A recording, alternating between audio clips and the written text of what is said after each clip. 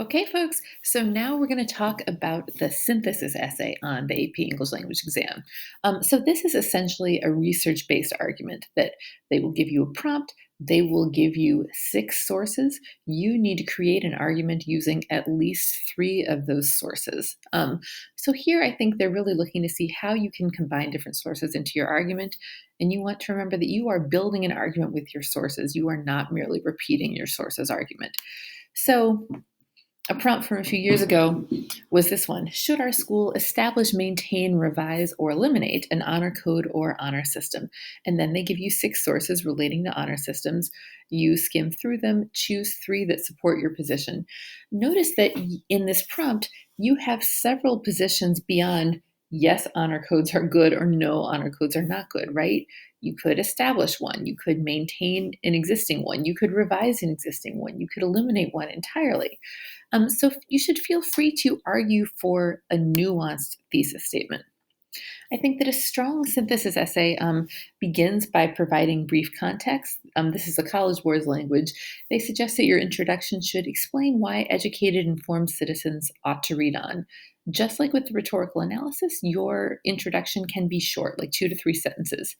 It should have an appropriately complex thesis that responds to the prompt. Don't just restate the prompt, state your position to the prompt.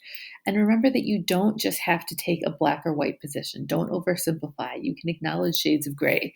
Instead of saying, yes, I support this, or no, I don't, you might say, I support this if certain things are done, or I support this only under certain conditions. A strong essay would draw clear and explicit connections between the writer's thesis and the sources being used. You should use multiple sources, at least three, and you should weave those sources into your argument. So, what this means practically is that each body paragraph should draw on multiple sources. I suggest that you have at least two sources in each body paragraph rather than doing one body paragraph on source A and one body paragraph on source B and one body paragraph on source C. A strong essay would create a line or chain of reasoning, right? So point A leads to B, and B leads to C, and C leads to D. Would cite and integrate sources correctly. In terms of citing, all you have to do is put source A or source B in parentheses. You don't have to mess with like MLA format or anything like that. You want to make sure that you're combining sources with your own opinion to form a cohesive and supported argument rather than just paraphrasing or quoting. Select that evidence carefully. And finally, in conclusion, explain so what? Why does this argument matter? What are the stakes? Don't just summarize what you've already said. And again, your conclusion can be quite short, like 1 to 3 sentences is fine. So here are two student thesis statements in response to a synthesis essay prompt about how how television and media coverage has impacted presidential elections. So here's a strong thesis. Although the media's mission of supplying pertinent information to the masses follows democratic ideals in definition, the media's impact upon American society, especially in the area of presidential elections, has done little to increase participation in political process and, by doing so, has created a new source of identity for the president himself.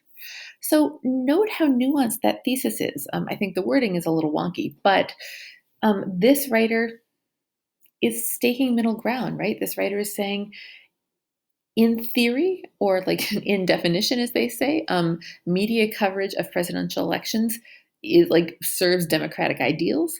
In practice, it doesn't seem to have done that much to increase participation, and it's actually shifted the identity of the president himself.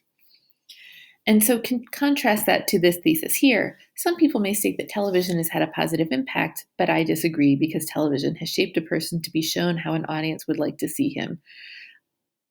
So that's in isolation, that thesis is not even clearly about the presidency, right, or about political elections. It's not responding to the prompt that they were given. So I think a good body paragraph in the synthesis essay, as I said before, will use multiple sources, integrating and citing them correctly, would cite short, relevant sections and paraphrase. It would not just quote long blocks of text unnecessarily. I would urge you to think about quoting phrases rather than sentences most of the time. And finally, a good paragraph is more about the writer's argument than the source's argument. So I won't read through these, but I have given you, here's a sample strong body paragraph. You will note that this paragraph quotes from two different sources, from source F and source D, has a clear topic sentence. Television initially spurred many Americans to pay attention. And then partway down the paragraph indicates the shift that happened. Unfortunately, the media's portrayal of political events quickly became less than appealing.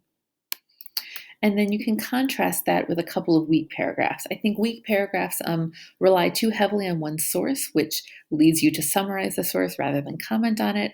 Weak paragraphs don't make clear connections between the writer's argument and the source, or perhaps don't acknowledge or cite sources at all.